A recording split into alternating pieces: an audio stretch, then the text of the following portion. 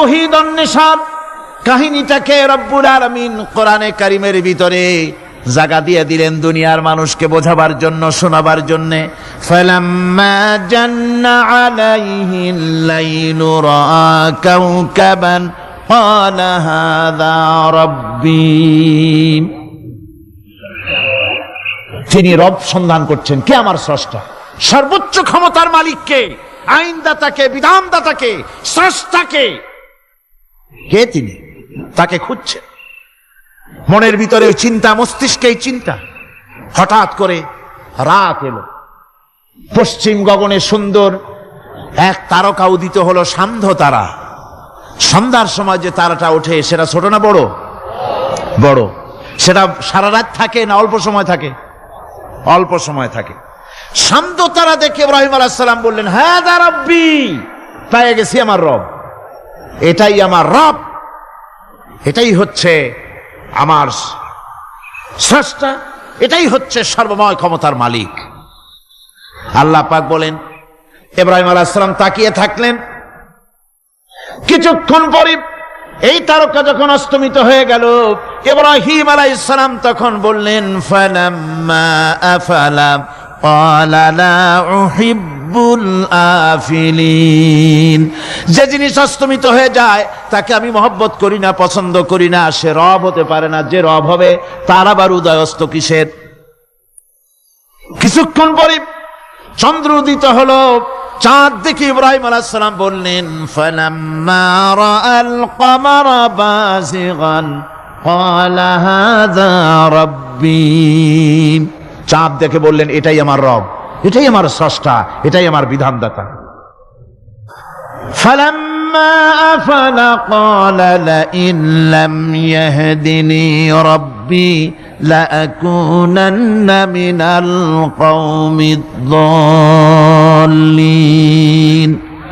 চাঁদ যখন অস্তমিত হয়ে গেল, ইব্রাহিম আলাইহিস সালাম তখন বললেন, আমার প্রকৃত পক্ষের যিনি প্রভু, যিনি আমার রব, তিনি যদি আমারে সত্যিকারের পথ না দেখান তাহলে আমি গোমরাহ হয়ে যাব, গোমরাহদের পথভ্রষ্টের অন্তর্ভুক্ত হয়ে যেতে পারি।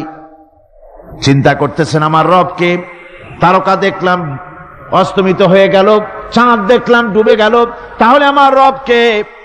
সকাল চলে যাওয়ার পর যখন দেখলেন পূর্ব দিগন্ত থেকে সূর্য উদিত হয়েছে ডগমগ করে, সূর্যকে দেখে তিনি বললেন, ফালাম্মা রাআ আশ-শামসা বাযিগাতান ক্বালা হাযা রাব্বী হাযা আকবার। সূর্যকে দেখে বললেন, এটাই আমার রব, আর এটাই বড় রব। যেহেতু চাঁদের আলো ছিল স্নিগ্ধ, সূর্যের আলো অত্যন্ত প্রখর, চাঁদের দিকে তাকানো যেত, সূর্যের দিকে তাকানো যায় না। এটাই আমার রব এবং বড় রব। হযরত ইব্রাহিম আলাইহিস সালামের এই ভুলও ভেঙে গেল। সন্ধ্যার আগমনে সূর্য যখন অস্তমিত হয়ে গেল, ইব্রাহিম আলাইহিস সালাম তখন ঘোষণা করলেন, ফালাম্মা আফালাত ক্বালা ইয়া কওমি ইন্নী বারিউম মিম্মা তুশরিকুন। সূর্য অস্তমিত হয়ে গেলে পরে তিনি বললেন, ইয়া কওমে, ও আমার জাতি, তোমরা যে জিনিস দিয়ে শিরক করো আল্লাহ রাব্বুল আলামিনের সাথে, আমি তার থেকে সম্পূর্ণ মুক্ত, আমি তোমাদের অন্তর্ভুক্ত, মুশরিক নই। আমার রবকে আমি চিনে ফেলেছি, সুবহানাল্লাহ, আমার রবকে আমি চিনেছি। ইব্রাহিম আলাইহিস সালাম ঘোষণা করলেন, ইন্নী ওয়াজ্জাহতু ওয়াজহিয়া লিল্লাযী ফাতারাস সামাওয়াতি ওয়াল আরদা হানিফা। জানেন আপনারা এটা? পড়েন, ইন্নী ওয়াজ্জাহতু ওয়াজহিয়া লিল্লাযী ফাতারাস সামাওয়াতি ওয়াল আরদা হানিফা ওয়া মা আনা মিনাল মুশরিকিন। নিশ্চয়ই আমার এই মুখমণ্ডলকে ফিরাই দিলাম, দুনিয়ার সব দিক থেকে মুখ ফিরাইয়া আমার এই মুখ ফিরালাম সেদিকে, সেই স্রষ্টার দিকে, যিনি আকাশ, জমিন, চন্দ্র, সূর্য, গ্রহ, নক্ষত্র, সৌররাজি মানব মণ্ডলী সব কিছুকে যিনি সৃষ্টি করেছেন, আমি তার দিকে আমার মুখকে ফিরিয়ে দিলাম। তিনি ছাড়া কোনো রব নাই, প্রভু নাই, আর আমি মুশরিকদের অন্তর্ভুক্ত নহি। হযরত ইব্রাহিম আলাইহিস সালাম তাওহীদকে বুঝে ফেললেন, আল্লাহকে চিনে ফেললেন। আমার বন্ধুগণ, আজ মুসলমান হয়ে আমরা আল্লাহকে চিনতে পারি নাই, আল্লাহর ওয়াহদানিয়তকে আমরা বুঝতে পারি নাই। একদিকে আমরা মুসলমানও, আর একদিকে আমরা মূর্তিও গড়ি, আবার মূর্তির পূজাও আমার মুসলমানেরা করে থাকে। জোরে কন নাউযুবিল্লাহ। ভাস্কর্যের নাম করে মূর্তি তৈরি করা হচ্ছে বিভিন্ন জায়গায়, হচ্ছে না? আমার ভাইয়েরা, ভাস্কর্যের নাম করে, চেতনার নাম করে শহরে শহরে বিশ্ববিদ্যালয়ের অঙ্গনে মূর্তি বানানো হতেছে, আর বলা হচ্ছে অমুক চেতনা, এটা অমুকের চেতনা, তমুকের চেতনা, এটা ভাস্কর্য বলা হতেছে। আসলে সমস্ত মূর্তি হতেছে মূর্তি। এই মূর্তিগুলি বিনাশ করার জন্যই আল্লাহর নবী এসেছিলেন। হুজুরকে প্রশ্ন করা হয়েছে, লিমা বয়স্তা, কেন প্রেরিত হয়েছেন, দুনিয়ায় কেন এসেছেন? নবী বলেছেন, বয়স্তুরে কাসরিল আসনাম, এসেছি পৃথিবীর বুকে মূর্তি বিনাশ করার জন্য। জোরে বলেন সুবহানাল্লাহ। মূর্তি ধ্বংস করার জন্য এসেছি। আল্লামা ইকবাল, বিশ্ব কবি, কবি সম্রাট আল্লামা ইকবাল বলছেন, বুত সেকান উঠে গায়ে বাকি জু রহে বুতগর হ্যাঁ, बुत शकन उठ गए बाकी जू रहे बुतगर है, था बेराहिम पेदर और पेसर आजर है। बुत शकन उठ गए, যারা প্রতিমা ভাঙতে এসেছিল পৃথিবীতে তারা বিদায় হয়ে গিয়েছেন।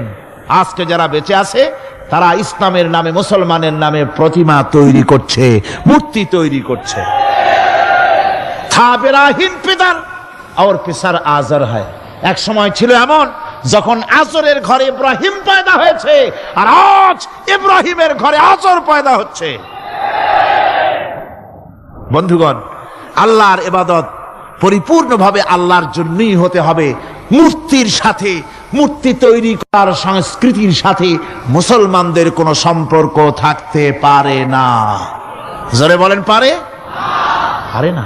বিশ্ববিদ্যালয়ের অঙ্গনে, রাস্তার মোড়ে মোড়ে চেতনার নাম করে মূর্তি যারা বানাচ্ছেন গায়ের জোরে, আল্লাহর কসম, আল্লাহর দরবারে উঠতে হবে একদিন, সেদিন মজা টের পাবে। কারে বলে চেতনা? মূল চেতনা তো সেদিন জাগ্রত হবে। আজকে তো আসল চেতনা আসে নাই, চেতনা হবে সেই দিন। চেতনা কারে কয়? চেতনা কত প্রকার এবং উহা কি কি উদাহরণ সহরে বুঝাইয়া দেওয়া হবে। আমার ভাইরা, মাথা জায়গায় যেয়ে দেখবেন কি, শুধু মাথাই দেখবেন, আপনারও একটা মাথা, দেখবেনও মাথা। আল্লাহ পাক তো গোটা ময়দান ভরে দিয়েছেন, আলহামদুলিল্লাহ। আমি প্রথম দিন বলেছিলাম, কোরআনের মাহফিলের চাইতে শ্রেষ্ঠ মাহফিল আল্লাহর আকাশের নিচে জমিনের উপরে আর নাই। হাদিস শরীফের ভিতরে এসেছে, এই মাহফিলে যখন আপনি আসতেছিলেন, হাজার হাজার ফেরেশতা আপনার পেছনে পেছনে এসেছে, আপনার আমল নামায় নেকি লিখেছে। রাসূলুল্লাহ বলছেন, বান্দারা যখন কোরআন শোনার জন্য, আল্লাহর জিকিরের জন্য, কোরআনের জন্য যখন বসে যায়, আল্লাহর রহমতের ফেরেশতারা মাহফিলের চতুর্দিকে তারা ঘিরে দাঁড়িয়ে যায় আকাশ পর্যন্ত। এই মাহফিল ঘেরাও হয়ে আছে ফেরেশতা দিয়া। কি দিয়া? কার কথা? আল্লাহ রাসূলের কথা। ফেরেশতা দিয়ে গোটা মাহফিল ঘেরাও হয়ে আছে, আকাশ পর্যন্ত তারা দাঁড়িয়ে আছে। ফেরেশতারা বলতে থাকে, রব্বুল আলামিন, তোমার বান্দারা যতক্ষণ রাস্তায় ছিল ততক্ষণ নেকি লিখেছি, এখন মাহফিলে বসে গেছে, এখন কি করি? আল্লাহ পাক বলেন, আমার ফেরেশতারা, আমার বান্দারা যতক্ষণ মাহফিলে বসে থাকবে, ওদের প্রত্যেক শ্বাস এবং প্রশ্বাসের বিনিময়ে 10-10 করে নেকি লিখতে থাকো। প্রত্যেকটি শ্বাস প্রশ্বাসের বিনিময়ে নেকি লেখা হচ্ছে। সুবহানাল্লাহ। আপনারা পাড়ায় জান্নাতে বসে আছেন। মাজালিসুল ইলম হিয়া রাউযাতুম মিন রিয়াদিল জান্নাহ, এটা জান্নাতের টুকরায় আপনারা বসে আছেন। জোরে কোন সুবহানাল্লাহ। কারো বাপের কথা বলা হচ্ছে না, কার্ল মার্কসের কথা নয়, লেনিনের কথা নয়, পৃথিবীর কোন মানুষের কথা নয়, কথা হচ্ছে আমার আল্লাহর কথা। কার কথা? আর হচ্ছে তার হাবিব বিশ্ব নবী জনাবি মুহাম্মদ রাসূলুল্লাহ সাল্লাল্লাহু আলাইহি ওয়াসাল্লামের কথা। আমার ভাইয়েরা, সুতরাং তাওহীদকে বুঝতে হবে, বিশ্বাস করতে হবে, তাওহীদের উপরে জীবন গড়তে হবে। তাওহীদ হচ্ছে বিশ্ব মানবতার জন্য ঐক্যের প্রতীক। তাওহীদই পারে বিশ্ব মানবতাকে ঐক্যবদ্ধ করতে, আর কোনো জিনিসই পারে না। আল্লাহ রাব্বুল আলামিন এমন রহমান, এমন দয়াবান, এমন মেহেরবান, যারা তার ইবাদত করে, যারা তাকে স্বীকার করে, আল্লাহ বলে তাকে যারা সেজদা দেয়, আল্লাহ পাক তাদেরকেও দেন। আর যারা আল্লাহকে অস্বীকার করে, আল্লাহ রাব্বুল আলামিনকে মানে না, তার গুণাবলী কি স্বীকার করে না, তার অস্তিত্ব স্বীকার করে না, তারপরেও আল্লাহ রাব্বুল আলামিন কোন নাফরমান বান্দাকেও রহমত থেকে বঞ্চিত করেন না। সে যেই হোক, বেনামাজি হোক, মুরতাদ হোক, নাস্তিক হোক, তারপরে আল্লাহর অনুগ্রহ থেকে সে বঞ্চিত থাকে না। কথা ঠিক কিনা? বরং এটাই আমরা দেখি, নামাজি, দিনদার, পরেজগার মানুষ তার বরং কম থাকে, সে বরং কম পায়। বাড়ি নাই, ঘর নাই, কলকারখানা নাই, আর নামাজ রোজা করে না, হজ যাকাত করে না, আল্লাহর সাথে বিরোধিতা করে, আল্লাহরে মানেই না, বলে দেয়ার ইজ নো গড, স্রষ্টা বলতে কেউ নাই। এই ড্রিঙ্ক অ্যান্ড বি মেরি, এই হচ্ছে তাদের থিওরি, তাদের দর্শন, তাদের ফিলসফি। এই জাতীয় লোকগুলি বরং দেখা যায় তারা ক্ষমতা পায়, বাড়ি হয়, গাড়ি হয়, কল হয়, কারখানা হয়, সম্মান পায়। এটা কেন? এর কারণ হচ্ছে আল্লাহ রাব্বুল আলামিন এই পৃথিবীর কোনো মূল্য দেন না। এই পৃথিবীর মূল্য যদি আল্লাহ পাকের কাছে একটা মশার দানার তুল্য যদি হতো, আল্লাহ পাক বিদ্রোহীদেরকে, কাফেরদেরকে এক ঢোক পানি আল্লাহ পাক গিলতে দিতেন না। এবার চিন্তা করেন, আল্লাহর ব্যাপারে যে দৃষ্টান্তটা দেওয়া হয়েছে, দৃষ্টান্তটা কত গুরুত্বপূর্ণ। মশার দানার তুল্য, মশার দানার তুল্য এই পৃথিবীর দাম নাই আল্লাহর কাছে। আপনাকে যদি কেউ 10 লক্ষ মশার দানা বহু কষ্ট করে জোগাড় করিয়া যদি কেউ দেয়, তাহলে আপনি কয় টাকা দিয়ে কিনবেন? 4 পয়সা দিয়েও একজনে বলছে 4 পয়সা দিবে না। তাহলে বোঝেন এর কোন মূল্য নাই। একটা মশার দানার তুল্য মূল্য আল্লাহ পাক এই পৃথিবীর দেন না, যার কারণে অবারিত উন্মুক্ত হস্তে আল্লাহ পাক সমস্ত মানুষের জন্য, প্রাণী জগতের জন্য তিনি করুণা করেছেন সকলকে। এই করুণাময় রহমান আল্লাহ পাক, তিনি গুনাহগারদেরকে, যারা আল্লাহ পাকের ফরমাবরদারি করতেছে, তাদেরকে সকলকে আল্লাহ পাক সমানভাবে তার জিনিসগুলিকে তিনি দিয়ে দিচ্ছেন। এটা হচ্ছে রহমান। আর রহিম হচ্ছে, হাদিস শরীফে বলা হয়েছে, আর রহমানু রহমানুদ দুনিয়া ওয়াল আখিরাহ, আর রহিম ও রহিমুল আখিরাহ। মোমেন রহমান তো শুধু আল্লাহ পাক দুনিয়া এবং আখিরাতের জন্য, আর রহিম শুধুমাত্র আখিরাতের জন্য। আবার কোন কোন আয়াতে বলা হয়েছে যে আল্লাহ পাক দুনিয়ার মানুষের জন্য রহিম। একটি আয়াতে ভাবে বলা হয়েছে, হুয়াল্লাযী ইউসাল্লি আলাইকুম ওয়া মালাইকাতুহু লিয়ুখরিজাকুম মিনাজ যুলুমাতি ইলান নূর ওয়া কানা বিল মুমিনিনা রহিমা। সে আল্লাহ তোমাদের প্রতি রহম করেছেন, রহমত নাজিল করেছেন, এবং তার ফেরেশতাগণ এই উদ্দেশ্যে যে তোমাদেরকে তিনি অন্ধকার থেকে আলোর দিকে বের করে নিয়ে আসবেন। আর তিনি হচ্ছেন মুমিনদের জন্য রহিম, অত্যন্ত দয়াবান। আরবি ভাষায় আর রহমান অন্তর্জগতের এমন একটি নম্র উচ্ছ্বাসিত অবস্থার প্রতি ইঙ্গিত করে, যার ফলে তার স্বতঃস্ফূর্তভাবে নিজের থেকেই মহানুভবতা এবং প্রীতি ও মহব্বতের ইচ্ছার বহির্প্রকাশ ঘটে। তাই রহমতের মধ্যে আছে স্নেহ, আছে প্রীতি, আছে অনুগ্রহ। আল্লাহ পাকের রহমতটা কি জিনিস? সেটা হচ্ছে রহমতি ওয়াসিআত কুল্লা শাই, আমার রহমত দিয়ে সমস্ত জিনিসকে ঢেকে রাখা হয়েছে। প্রত্যেকটি জিনিসের ভিতরে আল্লাহ পাকের রহমত রয়েছে। রহমত ছাড়া এই পৃথিবীতে মানুষের চলার কোনো পথ নাই। সমস্ত ব্যাপারই আল্লাহ পাকের রহমত আর রহমত। তাবৎ সৃষ্টির দিকে যদি আমরা তাকাই, আল্লাহ পাকের সৃষ্টি জগতের দিকে তাকাই, সেখানে আল্লাহর এই করুণা ছাড়া আর কিছুই দেখা যাবে না। কোরআনে কারিমে বলা হচ্ছে وَسَخَّرَ لَكُم مَّا فِي السَّمَاوَاتِ وَمَا فِي الْأَرْضِ جَمِيعًا مِّنْهُ إِنَّ فِي ذَلِكَ لَآيَاتٍ لِقَوْمٍ يَتَفَكَّرُونَ। আকাশ ও পৃথিবীতে যা কিছু আছে তা সব কিছুই আল্লাহ রাব্বুল আলামিন মানুষের অনুগত করে দিয়েছেন। যেভাবে পারো সেভাবে তাকে কাজে লাগাও। সমস্ত জিনিসকে আল্লাহ পাক মানুষের অনুগত করে দিয়েছেন, তার খেদমতের জন্য, তার কাজের জন্য তৈরি করেছেন, মানুষের কাজের জন্য। সাখারা শব্দ দিয়ে বোঝানো হয়েছে সকল বস্তুই মানুষের অনুগত, মানুষ যেন তা দিয়ে তার নিজের কাজ সম্পাদন করতে পারে। অন্য আয়াতে বলা হয়েছে আল্লাহুল্লাযী খালাকাস সামাওয়াতি ওয়াল আরদা ওয়া আনজালা মিনাস সামাই মাআন ফাখরাজা বিহি মিনাস সামারাতি রিজকান লাকুম ওয়া সাখখারা লাকুমুল ফুলকা লিতাজরি ফিল বাহরি বিআমরিহি ওয়া সাখখারা লাকুমুল আনহার। আল্লাহ রাব্বুল আলামিন তিনি আকাশ সৃষ্টি করেছেন, জমিনকে সৃষ্টি করেছেন এবং আকাশ থেকে পানি বর্ষণ করেছেন, তা দিয়ে ফসল উৎপাদন করেছেন। এই ফসলের পিছনে আল্লাহ পাকের কি বিরাট রহমত কাজ করতেছেন আপনি লক্ষ্য করেন। কাদার ভিতরে, কর্দমাক্ত জমিনের ভেতরে আপনি বীজ বপন করেছেন।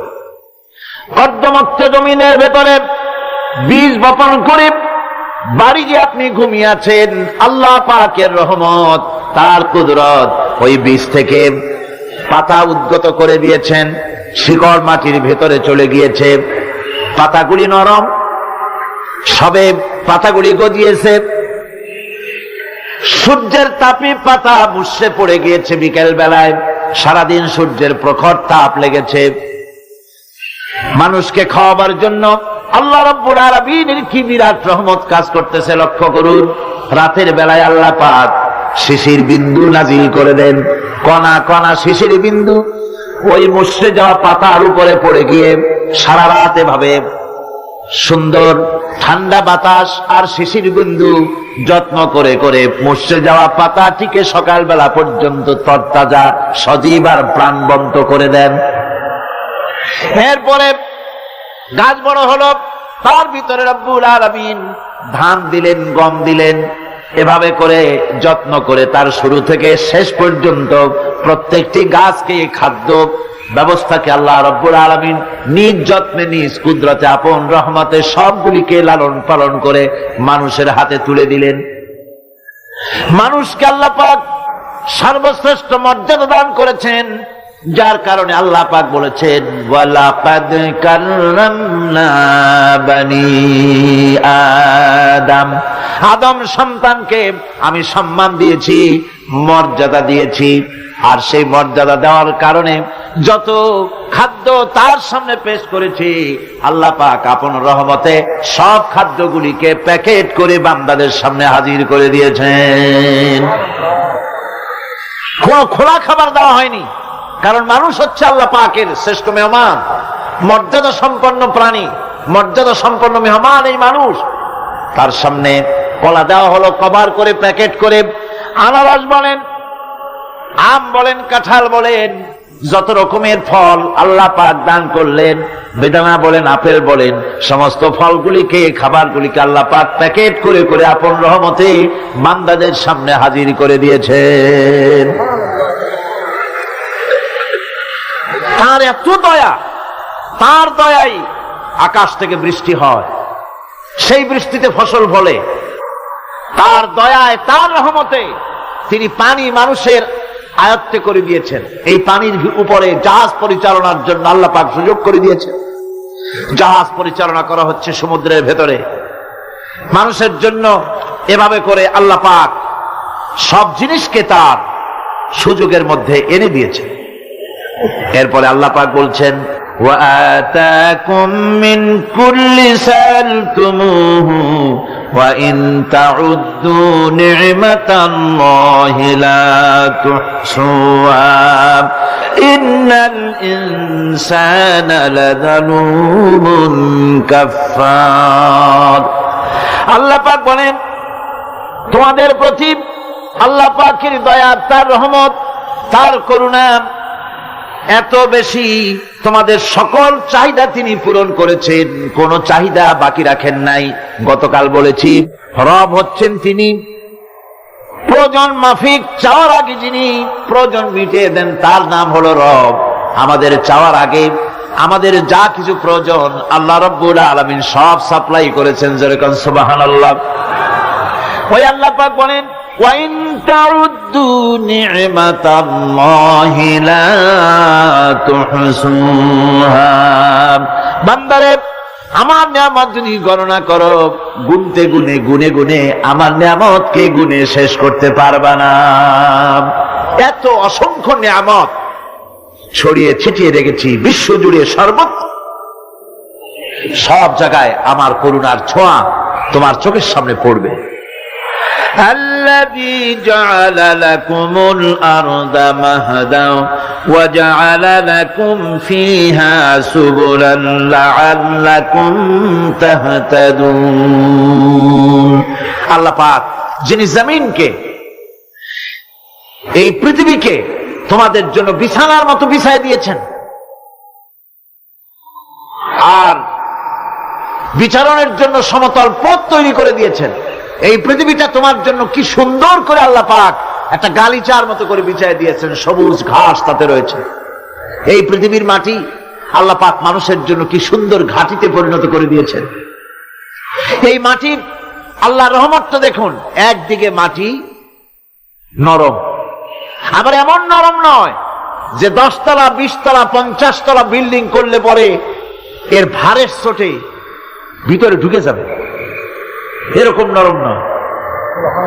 যেখানে যতটুকু প্রয়োজন ফসল ফলাবার জন্য বৃষ্টি দিয়ে মাটি নরম করে ফসল ফলাবার ব্যবস্থা করা হয়। আবার বিল্ডিং তৈরি করার জন্য মাটি যেমন শক্ত হওয়া দরকার তেমন শক্ত আল্লাহ পাক করে দিয়েছেন। এখন তো 130, 35, 40 তলা পর্যন্ত, তারও বেশি তলা বিল্ডিং তৈরি হচ্ছে। আমি 135 পর্যন্ত উঠেছি আমেরিকায়, 135 তলা বিল্ডিং। এটা উঠতে 39 সেকেন্ড লাগে মাত্র। এখন এদের লিফটটা কি পাওয়ারফুল চিন্তা করেন, সা করে একটা শব্দ হয় আর আপনি দেখছেন যে 135 তলার ছাদের উপর উঠে গেছে। নিচের দিকে তাকাইলে মানুষগুলো ছাগলের ছাওয়ার মতো এতটুকু এতটুকু দেখা যায়, গাড়িগুলো পিঁপড়ার মতো দেখা যায়। এগুলি নতুন নতুন প্রযুক্তির মাধ্যমে তৈরি করা হচ্ছে। এখন এই বিশাল বিল্ডিং, এত ওজন, এই ওজন ধারণ করার জন্য মাটিকে আল্লাহ পাক ভারসাম্য, শক্তির ভারসাম্য দান করেছেন। এটাকে আল্লাহ পাক নরমও করেছেন আবার শক্তও করেছেন। এই মাটি, এই পৃথিবী আমাদের জন্য বিশাল এক নিয়ামত আল্লাহ পাক করে দিয়েছেন, ফসল ফলাবার জন্য, চলাফেরার জন্য। আবার এই মাটি যেন আপনাকে নিয়ে নড়াচড়া করতে না পারে। মাঝে মাঝে ভূমিকম্প হয় না?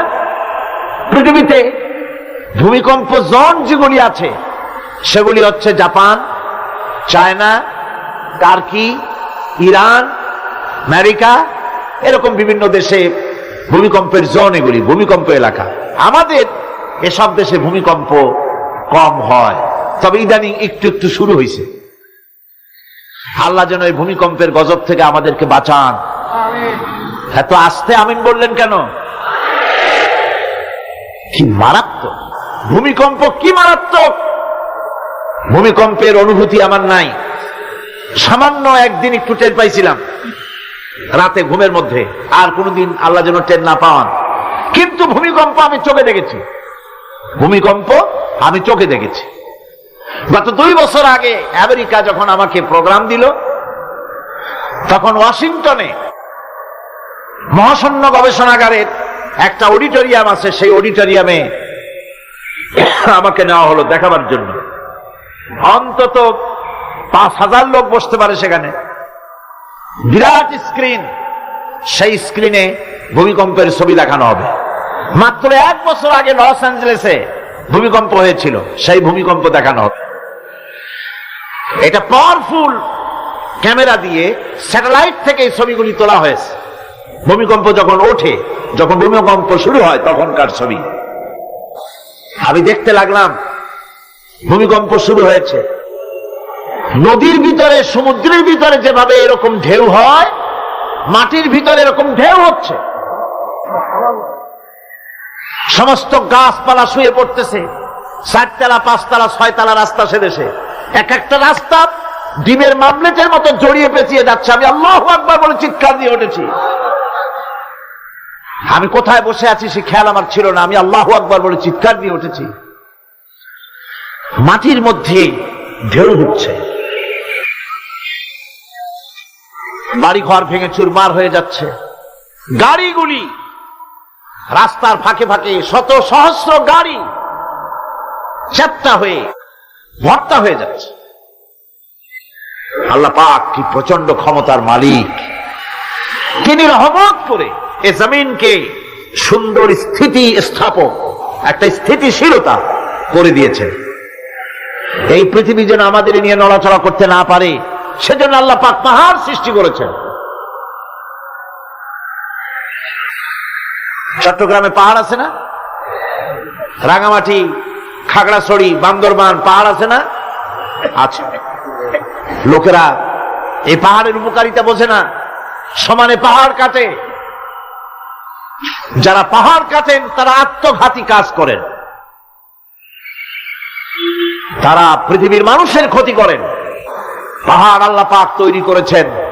আল্লাহ কোন জিনিস খেলতামাশার জন্য তৈরি করেন নাই।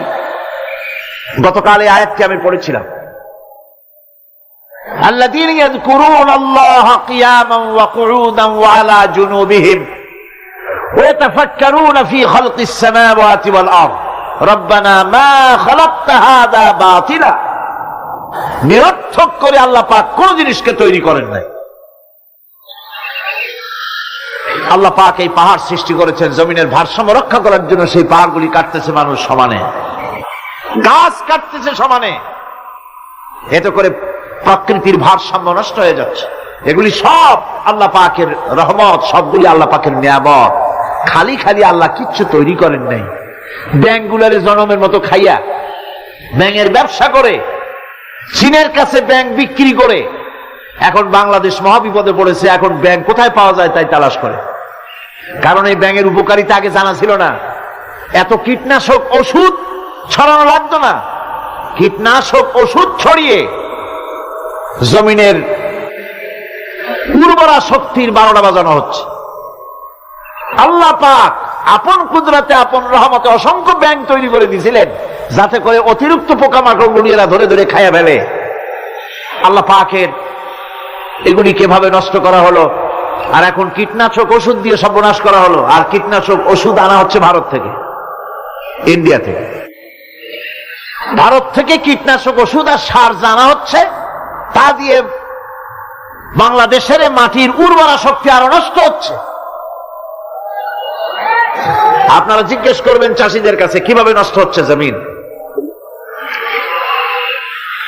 সুতরাং আল্লাহ পাক খেল তামাশার বিষয়বস্তু করে কিছুই তৈরি করেন নাই। সবগুলিকে আপন রহমতে তৈরি করেছেন মানুষের সৃষ্টি জগতের জন্য, যার দ্বারা মানুষ উপকৃত হতে পারবে। এই জন্য তিনি হচ্ছেন রহমান। বলেন তিনি কি? রহমান। আল্লাহ রাব্বুল আলামিন জমিন সৃষ্টি করলেন, পাহাড় দিলেন, গাছপালা তরুলতা তৈরি করে দিলেন। এরপরে আল্লাহ পাক বলছেন, তাকিয়ে দেখো সমুদ্রের দিকে, ওয়া হুয়াল্লাযী সাখখারাল বাহরা লিতাকুলু মিনহু লাহমান তারিয়্যান ওয়া তাস্তাখরিজু মিনহু হিলিয়াতান তালবাসুনাহা। সমুদ্রের দিকে লক্ষ্য করে দেখো, এই সমুদ্রকে তোমাদের অনুগত করে দিয়েছি। এর মধ্যে রয়েছে তাজা মাছ মাংস রয়েছে, এর ভিতরে রয়েছে তোমাদের পরিধানের অলংকারাদির জন্য মূল্যবান সম্পদ রাখা হয়েছে সমুদ্রের মধ্যে। বিজ্ঞানীরা বলেছেন পৃথিবীর উপরিভাগে যা আছে মাটির তলায় তার থেকে অনেক বেশি বেশি মূল্যবান জিনিস আছে। আছে না মাটির তলায় মূল্যবান জিনিস? কি আছে? কি আছে? খনিজ দ্রব্য আছে, সোনা আছে, লোহা আছে, তেল আছে। তেল যে শুধু সৌদি আরবে, কুয়েতে আর কাতারে, বাংলাদেশে তেল নাই এটা ঠিক না। আমাদের দেশে তেল আছে, আল্লাহ তেল আমাদের দেশে দিয়েছেন, তবে অতটা না হলেও কিছুটা তো দিয়েছেন। কারণ সব জায়গায় এক রকমের নিয়ামত দেওয়া হয় না, এক এক দেশে এক এক রকমের নিয়ামত আল্লাহ পাক দেন। আমাদের দেশে যা আছে তা আবার সৌদি আরবে নাই। আমাদের দেশে বেল আছে, চালতে আছে, গাম আছে, এগুলি আছে সৌদি আরবে। আমাদের দেশে চা আছে, পাট আছে, আমার দেশেও তেল আছে। মাঝে মধ্যে তেলের কুয়া সিলেটের হরিপুর থেকে, বাখরাবাদ থেকে, ভোলা থেকে, বিভিন্ন জায়গা থেকে তেলের কুয়া বের করে দেখানো হয়। তেল আছে। যারা ক্ষমতাসীন, যারা সরকার, যারা দেশ চালাও, যদি আমারে সেজদা দাও, যদি নামাজি হও, কোরআনের সাথে বিরোধিতা যদি না করো, যদি কোরআন সুন্নাহর শাসন প্রতিষ্ঠা করো, এ ধরনের অসংখ্য তেল বের করে দেব। কিন্তু কিন্তু বারবার উমরা করে, হাতে তসবিহ ধারণ করে, মাথায় পট্টি বেঁধে যদি ইসলামের সাথে নাফরমানি করা হয়, তোমাদের তেল আল্লাহ পাক বের করে ছাড়বেন। আল্লাহ পাক বাহানা পছন্দ করেন না। এই জমিনে ফসল আছে, অসংখ্য ফসল আল্লাহ পাক দিয়েছেন, অসংখ্য খনিজ পদার্থ আল্লাহ পাক দান করেছেন। সেই খনিজ পদার্থগুলি আল্লাহ পাক, খনিজ দ্রব্যগুলি আল্লাহ পাক দিবেন মুমিনদের হাতে। কাদের হাতে দিবেন? আল্লাহ পাক বলেছেন ওয়ালাউ আন্না আহলাল কুরা আমানু ওয়াত্তাকাউ লাফাতাহনা আলাইহিম বারাকাতিন মিনাস সামাই ওয়াল আরদ। দেশের লোকেরা, জনপদের লোকেরা যদি আমার উপর ঈমান আনে আর আমার কি ভয় করার নীতি যদি অবলম্বন করে চলে, তাহলে ওই দেশের মানুষের জন্য আকাশ আর জমিনের সব বরকতের দরজা আমি আল্লাহ খুলে দেব। নিয়ামতের অভাব নাই, যথেষ্ট নিয়ামত আল্লাহ পাকের আছে। তাহলে বললাম এই পৃথিবীর উপরিভাগে যত নিয়ামত আছে, পৃথিবীর ভেতরে এর থেকে কম নাই। কত ভিতরে? এই ভিতরে যাওয়ার জন্য একবার একটা চেষ্টা হলো। আমেরিকার ওকলাহামা সিটি, এটি একটি স্টেট। এই স্টেটের পাশে একটা জায়গা বেছে নেওয়া হলো, যে পৃথিবী, তাদের ধারণা ছিল যে মাটি খুঁড়তে খুঁড়তে এই পৃথিবীর অপর পৃষ্ঠে যাওয়ার জন্য একটা আন্ডারগ্রাউন্ড রাস্তা করা যায় নাকি। ছোটবেলায় পড়ছিলাম আর ভূগোলে একটা বইতে, যে কেউ যদি আমাদের দেশ থেকে এখান থেকে মাটি খোঁড়া আরম্ভ করে, তাহলে মাটি খুঁড়তে খুঁড়তে একদিন না একদিন আমেরিকায় পৌঁছে যাবে। কোনো ভিসা টিসা লাগবে না, VD7, DB7, 97 লাগবে না, এমনি যাইতে পারবে। মানুষেরা চেষ্টা করলো মাটি খোঁড়া। মাটি খুঁড়তে খুঁড়তে পৃথিবীতে এটাই ছিল প্রথম এই দুঃসাহসিক পরিকল্পনা। 6000 ফিট পর্যন্ত মাটি খনন করার পর কোন কুল কিনারা করতে না পেরে তারা এই দুঃসাহসিক পরিকল্পনা ছেড়ে দিল। কিন্তু গবেষণার শেষ হয়নি। যারা গবেষণা করেছেন তারা গবেষণালব্ধ, তাদের অভিজ্ঞতা তারা লিখেছেন যে পৃথিবীর অন্তত 180 মাইল গভীর পর্যন্ত তাদের একটা আইডিয়া হয়েছে যে পৃথিবীর মাটির নিচে অসংখ্য খনিজ দ্রব্য রয়েছে, অসংখ্য নিয়ামত এই পৃথিবীর মাটির ভিতরে আল্লাহ পাক লুকায় রেখেছেন। ওর তলায় কি আছে বিজ্ঞানীদের মাথায় এখনো ঢোকে নাই। এই পৃথিবীর উপরে যা আছে ভেতরের থেকে আল্লাহ পাক বেশি রেখেছেন। এরপরে সমুদ্রের ভয়াল দৃশ্য দেখলে পরে মানুষের কলিজা ভীত, প্রকম্পিত, সন্ত্রস্ত হয়ে যায়। কথা ঠিক কিনা? যত বড় বাহাদুর হোক, সমুদ্রের ঢেউর মধ্যে যদি পড়ে, বাহাদুরি আর থাকে না। ঠিক কিনা কন? যতই বড় আল্লাহ নাই, কিন্তু সমুদ্রে গেলে আর অসুবিধা হয় না। সমুদ্রের ঢেউয়ের মধ্যে যখন মানুষ পড়ে, আল্লাহ পাক বলেছেন দাল্লা মান তাদউনা ইল্লা ইয়াহু, একমাত্র আল্লাহ ছাড়া সবাই কি ভুলে যায়? আমি দেখেছি সমুদ্রের দরিয়ার ভিতরে ঢেউ যখন শুরু হয়, অমুসলিমরা পর্যন্ত তাদের ভাষায় স্রষ্টাকে যা বলে সে নাম ভুলে গিয়ে সকলের মুখ থেকে বেরোয় আল্লাহ আল্লাহ আল্লাহ। আল্লাহ বাঁচাও।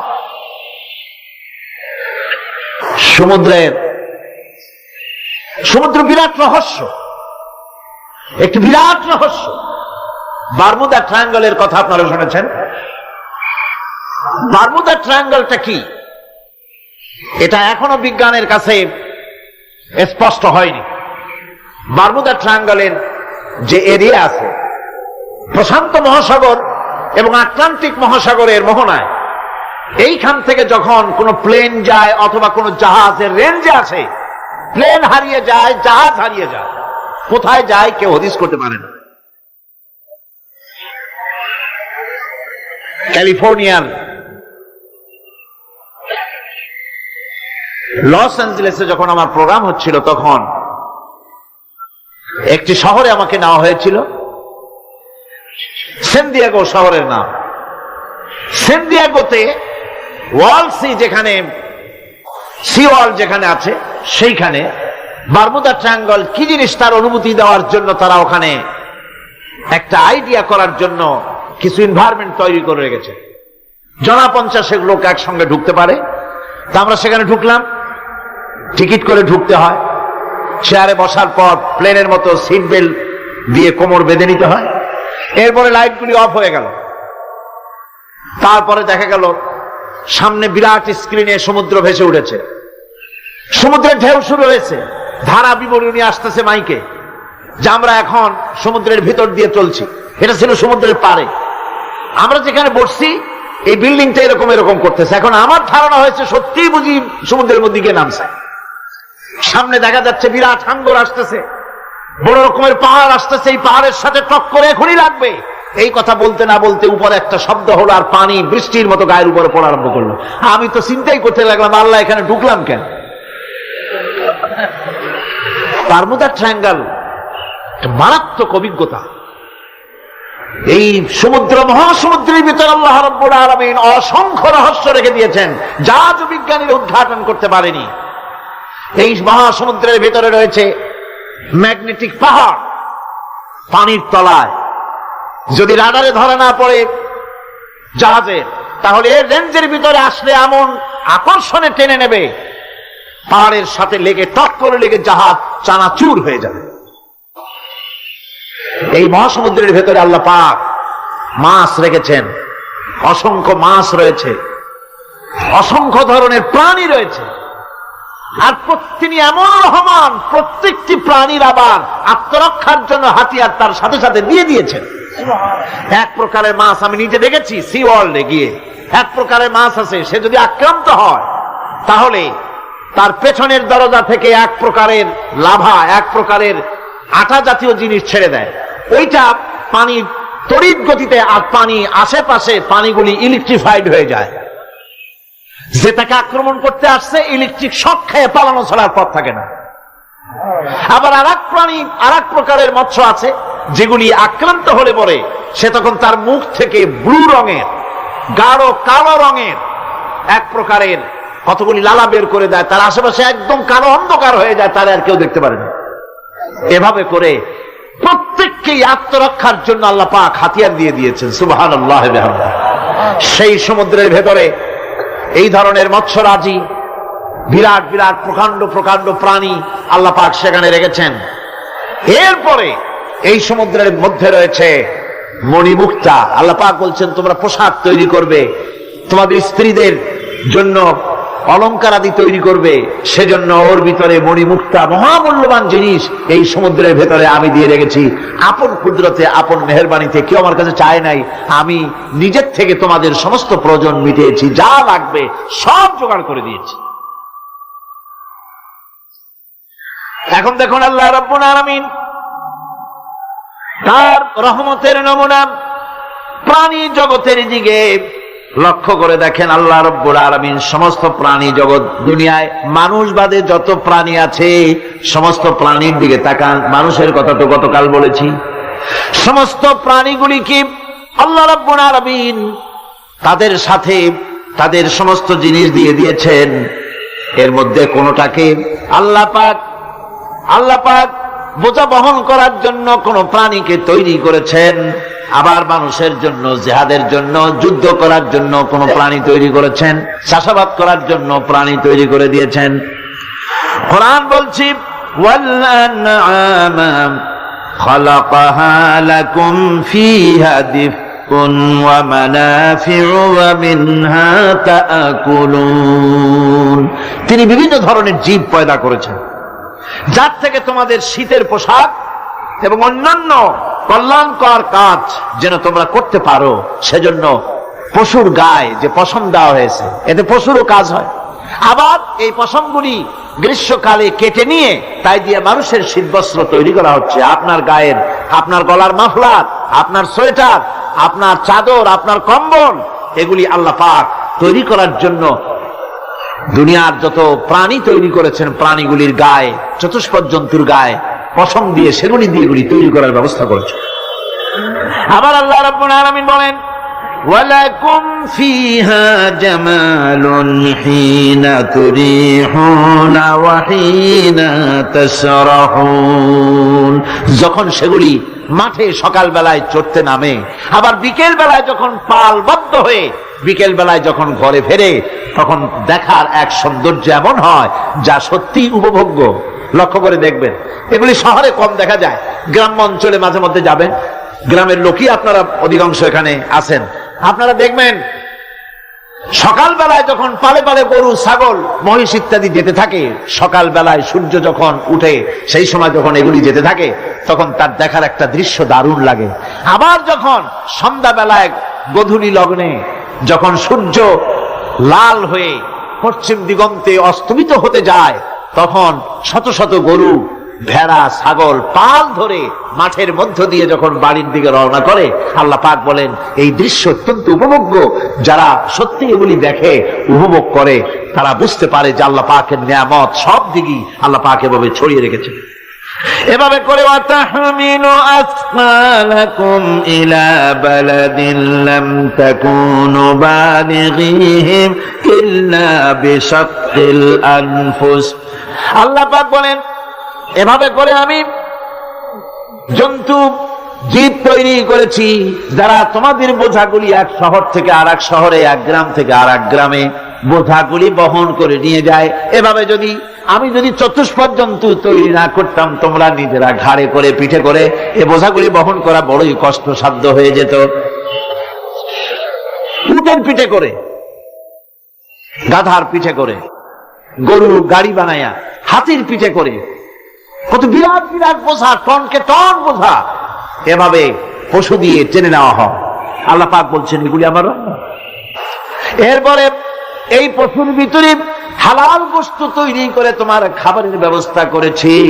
ওয়া ইন্না লাকুম ফিল আনআমি লাইবরাত নুসকিকুম মিম্মা ফি বুতুনিহি মিন বাইনি ফারসিন ওয়া দামিন লাবানান খালিসান সাইগান লিশশারিবিন।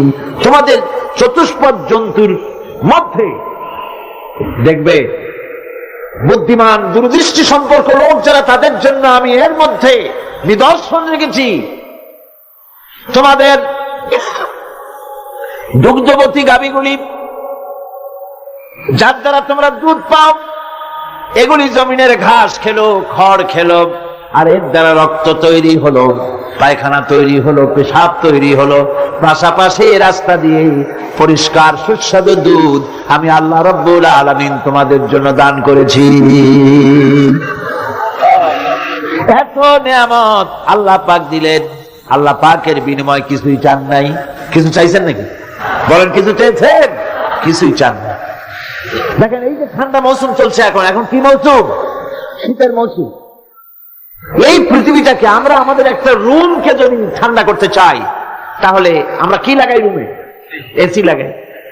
প্রত্যেক মাসে বিল দেওয়া লাগে না লাগে না? বিল দিতে হয়। একটা রুম এসি দিয়ে ঠান্ডা করতে প্রত্যেক মাসে 500, 1000, 2000, 2500 রুম হিসাবে এর ভাড়া দেওয়া লাগে, এর চার্জ দিতে হয়। এত বড় বিশ্বটা আল্লাহ পাক ঠান্ডা করে ফেলেছেন। কত বড় এসি প্লান্ট আল্লাহ পাকের, সুবহানাল্লাহ। কত বড় এসি আল্লাহ ছেড়ে দিয়েছেন। এখন ডিজেল জ্বালায় আগুন তৈরি করেন, কাঠ জ্বালায় আগুন তৈরি করেন। পৃথিবীর মানুষের হাতে আগুন জ্বালাবার, উত্তাপ সৃষ্টি করার যত রকমের টেকনোলজি আছে, সব যদি একত্রিত করা হয়, সূর্য প্রতি সেকেন্ডে যে তাপ বিকিরণ করে পৃথিবীর জন্য, সারা পৃথিবীর সমস্ত মানুষ এক জায়গায় হইয়া কিয়ামত পর্যন্ত প্রচেষ্টা করিও ওই 1 সেকেন্ডের তাপ তৈরি করতে পারবে? পারবে না। সুতরাং আল্লাহ রাব্বুল আলামিন তিনি বিরাট নিয়ামত রেখেছেন সব জিনিসের মধ্যে।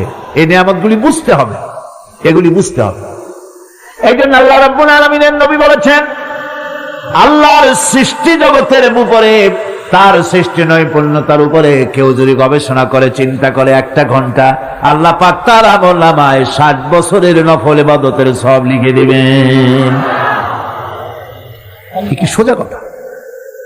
চিন্তা করতে হবে, গবেষণা করতে হবে আল্লাহ পাক কি নিয়ামত দিয়েছে। ওয়ামা বিকুম মিন নি'মাতিন ফামিনাল্লাহ। যত নিয়ামত আমরা পেয়েছি সব কার কাছ থেকে? জোরে সোরে চিল্লায় কোন কার কাছ থেকে? সমস্ত নিয়ামত এসেছে আল্লাহ পাকের কাছ থেকে। আল্লাহ রাব্বুল আলামিন বলেন তিনি হচ্ছেন রহমান।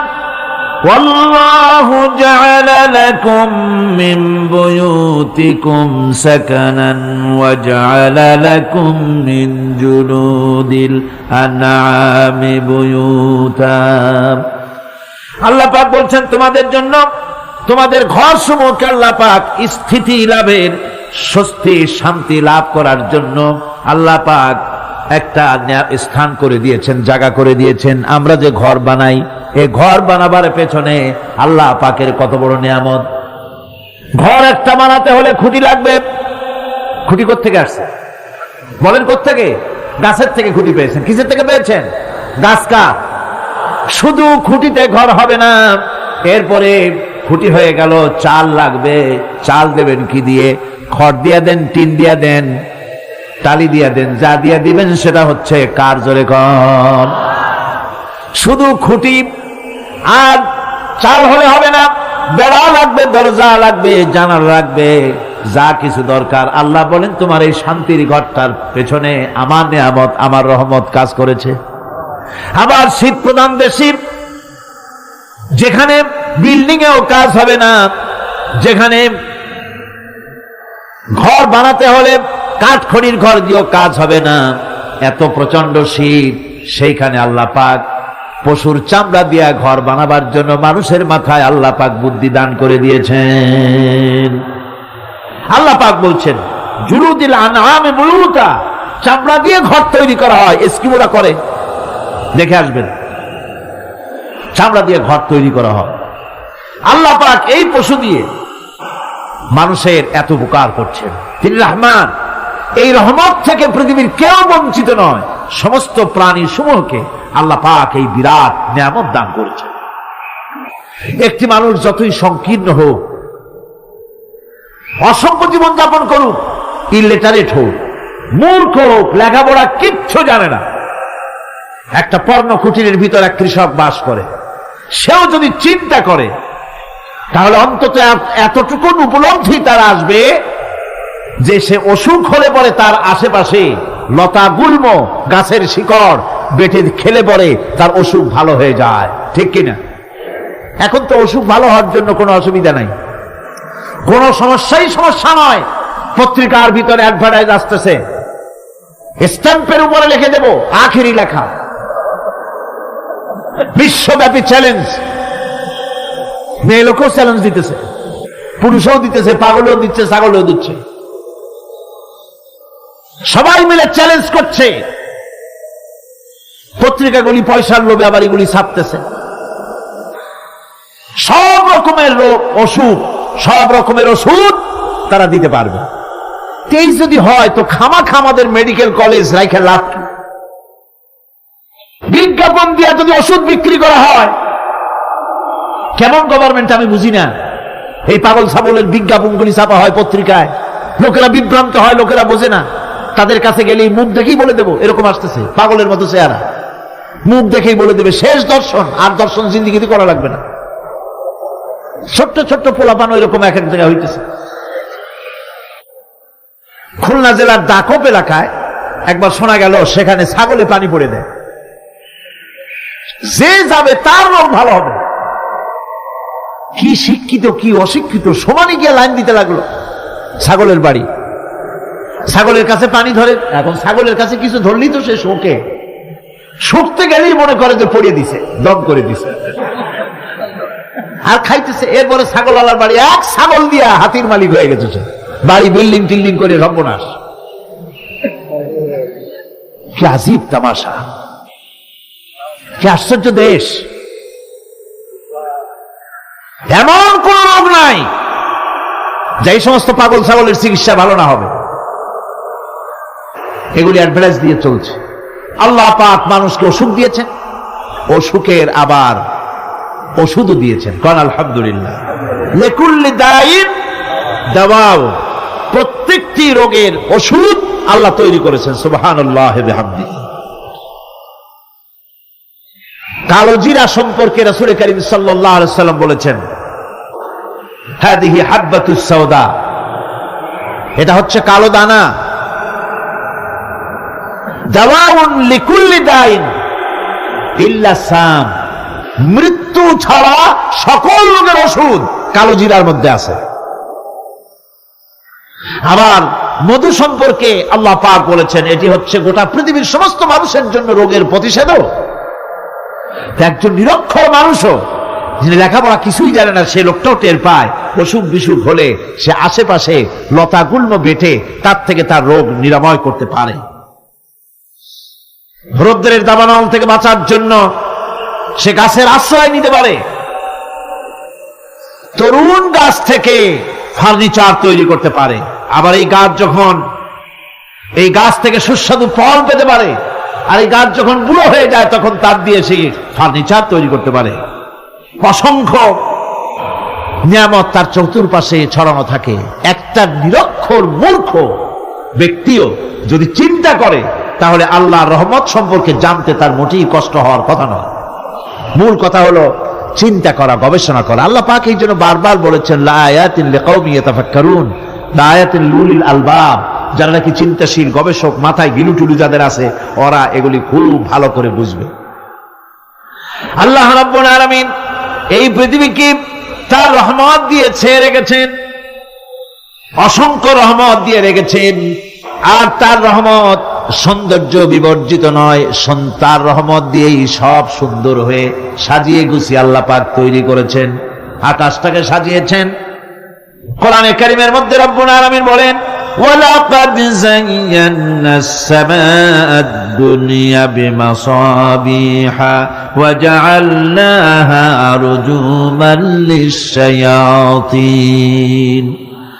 এই দুনিয়ার আকাশখানিকে তারকা প্রদীপ দিয়া সাজায় রেখেছি মনের মতন। দেখো তুমি তাকাইয়া, এই পৃথিবীটাকে, এর আকাশটাকে সুসজ্জিত করা হয়েছে। আল্লাহ পাক সৌন্দর্যবোধ এত বেশি, যা গতকাল আমি আলোচনায় বলেছি, রব্বুল আলামিন তার আপন রহমত দিয়া, কুদরত দিয়ে এই পৃথিবী সব সাজিয়ে গুছায় দিয়েছেন। আল্লাহ পাক বলছেন, ইন্না ফি খালকিস সামাওয়াতি ওয়াল আরদি ওয়াখতিলাফিল লাইলি ওয়ান নাহার লাআয়াতিন লিউলিল আলবাব। নিঃসন্দেহে এই পৃথিবী যারা জ্ঞানবান, যারা চিন্তাশীল, তারা আকাশ এবং জমিনের সৃষ্টির ব্যাপারে চিন্তা করবে, রাত এবং দিনের পরিবর্তনের ব্যাপারে তারা গবেষণা করবে। রাত দিনের পার্থক্য মানুষের জীবনকে পদ্ধতিগত দিক থেকে দুই ভাগে বিভক্ত করেছে। একটা হচ্ছে দিন আর একটা হচ্ছে রাত। وَجَعَلْنَا اللَّيْلَ لِبَاسًا وَجَعَلْنَا النَّهَارَ مَعَاشًا। আল্লাহ পাক বলেন, আমি দিনকে রুজি রোজগার করার জন্য, কামাই রোজগার করার জন্য দিন তৈরি করেছি, আর আরাম করার জন্য আমি রাতকে তোমাদের জন্য আচ্ছাদন করে দিয়েছি, তোমাদের জন্য রাতকে আরাম করার জন্য করে দিয়েছি। দিনের বেলায় কাজ করবে, রাতের বেলায় আরাম করবে। ঘুম আল্লাহর একটি নিয়ামত। ঘুম আল্লাহর কি? আল্লাহর এক বিরাট নিয়ামত। সারাদিন কাজ করার পর মানুষ যখন ঘুমায় যায়, সারাদিনের ক্লান্তি এবং শ্রান্তি সব শরীর থেকে দূর হয়ে যায়। সকালবেলায় আবার কাজ করার জন্য শরীর প্রাণবন্ত আর সজীব হয়ে যায়। এই ঘুম যার হয় না, সেই বুঝতে পারে কি নিয়ামত সে হারাইছে। আল্লাহ পাক যেন সারা জীবন যতটুকু ঘুমের স্বাস্থ্যের জন্য আমাদের প্রয়োজন, আল্লাহ যেন এই নিয়ামত থেকে আমাদেরকে বঞ্চিত না করেন। আমরা বলি আমিন। ঘুমের জন্য মানুষ ঘুমাইতে না পারলে পাগল হয়ে যায়। কি বিরাট নিয়ামত এই ঘুম আল্লাহ পাক মানুষকে দিয়েছে। আমার বন্ধুগণ, এভাবে করে আল্লাহ রাব্বুল আলামিন মানুষের একঘেয়েমি দূর করার জন্য সকাল করেছেন, দুপুর করেছেন, বিকেল করেছেন, সন্ধ্যা করেছেন, রাত করেছেন, ঘুমাবার ব্যবস্থা করেছেন, কামাই রুজির ব্যবস্থা করে দিয়েছেন, রুজি রোজগার করার ব্যবস্থা করেছেন। সবকিছু তিনি রহমান বলে, তিনি দয়াবান বলে মানুষের সব প্রয়োজন আল্লাহ পাক মিটিয়ে দিয়েছেন। আল্লাহ সুবহানাহু ওয়া তাআলা তিনি বলছেন, আমার রহমতেই পৃথিবীর মাটি থেকে তোমাদের ফসল উৎপাদিত হয়। তোমরা দেখো, আফারাআইতুম মা তাহরুসুন আআনতুম তাজরাউনাহু আম নাহনুজ জারিউন। জমিন থেকে ফসল কে উদ্গত করে? উদ্ভিদকে কে গজায়? তুমি গজাও না, আমি গজাই। আল্লাহ পাক বলেন, সমস্ত উদ্ভিদগুলি আমি তোমাদের জন্য গজায় দেই, উঠায় দেই। এরপরে যখন ফসল হয়, ফসল পাকা দেখে মানুষ তখন মোছে তেল মাখে, ফুর্তি করে, আনন্দ করে। এবার ফসল খুব ভালো হয়েছে, ভালো করে গান দেব।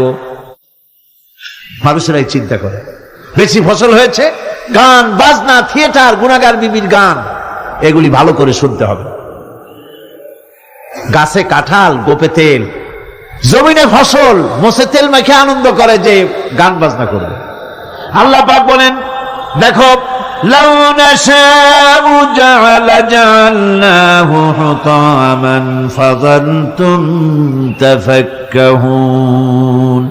যদি আমি ইচ্ছে করি তাহলে তোমার ফসলকে আমি কুটায় পরিণত করে দিতে পারি। তখন তো তুমি নিজের কপালে করাঘাত করবে আর বলবে, আরে মাহরুম হয়ে গেলাম, বঞ্চিত হয়ে গেলাম। আল্লাহ যদি ইচ্ছে করেন তাহলে ফসলগুলিকে আল্লাহ পাক তুষে পরিণত করে দিতে পারেন না? সিটায় পরিণত করে দিতে পারেন না? অবশ্যই। সেই জন্য আল্লাহ পাক বলছেন, যেগুলি সব আমার ক্ষমতা, আমি আপন নিয়ামতে, আপন বরকতে, রহমান নামের কারণে আমি তোমাদের সব আমি গুছিয়ে দিচ্ছি। আল্লাহ পাক ফসলের জন্য, আপনার জমিনের ফসলের জন্য আল্লাহ পাক বিনা পয়সায় সারের ব্যবস্থা করে দিয়েছেন। জোরে কোন সুবহানাল্লাহ। সেই সারটা হচ্ছে কি? ওয়া মিন আয়াতিহি আইয়ুরিকুমুল বারকা খাউফান ওয়া তামআন ওয়া ইউনাজ্জিলু মিনাস সামাই মা। আল্লাহ পাক বলেন, আমি আমার নিদর্শনাবলীর ভিতরে এটা হচ্ছে নিদর্শন, যে আকাশে বিদ্যুৎ চমকায়, মেঘের গর্জন আর বিদ্যুতের চমক, এই সবগুলি আমার নিদর্শন। বৃষ্টির পানির সাথে এগুলি এসে জমিনের ফসলকে বৃদ্ধি করে দেয়। জোরে বলেন সুবহানাল্লাহ। কৃষিবিদরা বলেছেন, যে বছর আকাশে যত বেশি বিদ্যুৎ চমকায়, সে বছর জমিনের ফসল তত বেশি বৃদ্ধি পায়। বিনা পয়সায় এ ধরনের আল্লাহ পাক ব্যবস্থা করে দিচ্ছেন। এরকম দরিয়ার মাছ, গোশত, তরি তরকারি, ফল, মৌসুম উপযোগী যা কিছু প্রয়োজন, এ সব কে দিচ্ছেন? বলেন না, কে দিচ্ছেন? ওয়ামা মিন দাব্বাতিন ফিল আরদি ইল্লা আলাল্লাহি রিজকুহা। এই পৃথিবীর বুকে এমন কোন বিচরণশীল জীব নাই যে জীবের রিজকের দায়িত্ব আল্লাহ পাক নিজ হাতে গ্রহণ করেন নাই। এবার দেখেন, আল্লাহ পাক আরো বলছেন, وكأين من دابة لا تحمل رزقها الله يرزقها وإياكم। বহুত প্রাণী এমন আছে যে প্রাণীরা রিজেককে সঞ্চয় করে না। আমাদের রিস্ক তো সঞ্চয় করা আছে, আমাদের ব্যাংকে টাকা আছে, গোলায় ধান আছে, চাউল আছে, আছে কিনা? কম থাকুক বেশি থাকুক আছে তো। কিন্তু পৃথিবীতে এমন বহু প্রাণী আছে যাদের কোনো সঞ্চয় নাই। এই ধরনের অসংখ্য প্রাণীকে আল্লাহ রাব্বুল আলামিন বলেন, এই ধরনের অসংখ্য প্রাণীকে আমি আল্লাহ রাব্বুল আলামিন তাদের খেতে দেই। সকালবেলায় খালি পেট নিয়ে সমস্ত প্রাণীগুলি ঘর থেকে বেরিয়ে যায়, পানি থেকে, গর্ত থেকে, জঙ্গল থেকে সব বেরিয়ে গেল ক্ষুধার্ত পেটে। আবার বিকাল বেলা পর্যন্ত সারাদিন তাদের আহার জোগাড় করে তাদের পেট ভরাইয়া সবগুলিকে আপন আপন গৃহের মধ্যে আমি আল্লাহ ফিরায় দেই।